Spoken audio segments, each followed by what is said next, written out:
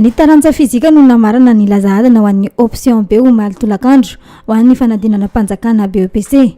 Androany mariana kosa ambolona mikatroka ny fanadinana ny mpiadina ny safidy ny option A nanao ny taranja anglisy, allemand ary ny espagnol arakaraka ny safidy ny mpiadina tsirairay.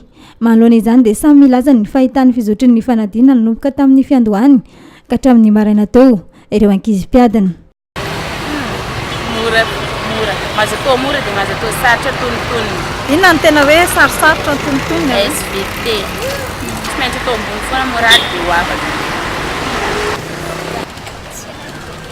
Ahoana ka nandritra izay herinandro izay? Option A. Eo foana izy tao e, tsy dia sarotra ka. Dia inona no atao hariva zao? Physique, chimie. Certo, manantena Andriamanitra foana may resultat fa fantanana aloha misy fa izy koa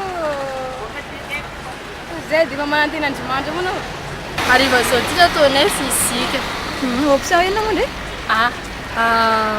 Lazaina hoe moramora ihany zany e. Efa hita eto zany ny pourcentage. Mety ho afaka zany e?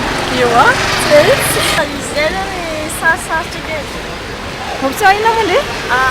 Izy zay aloha eo fa fizika sy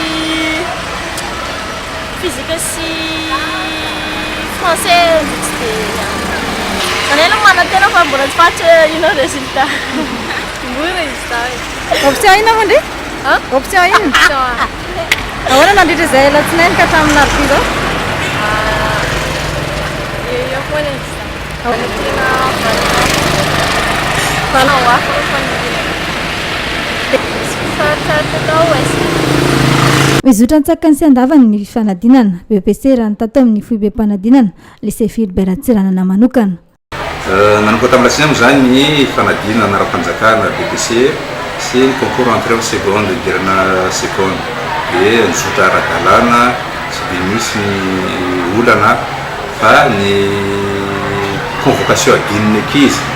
Ny BEPC moa zany akamaroan'ireo zany mbola ankizy dia matetika adiny convocation adiny carte d'identité scolaire fa nahitana vahaolana foana reny misy ny téléphone andray mandeha dia tonga mitondra ny carte d'identité sy ny convocation.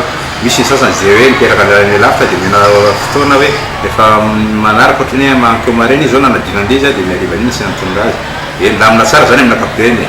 Dia andrano zany larobia tapitra andreo zany ny option B dia mitohy tsika mamarina azy raha piso laka misy maraina ny option A ndray zany mamarana azy andreo le ankizy manao na ny mpiadina manao ny anglais ny taranja anglisy ny espagnol ny allemand zany ny falian'ny BEPC tamin'ity session nanomboka tamin'ny 3 4 5 ary farana ny 6 juillet ho avy zao zany. Aorian'ny fanadinana izao dia mirosa amin'ny fitsarana ireo taratasy mpanadinana ny mpampianatra misana izany afana mamoaka ny valim-panadinana BEPC.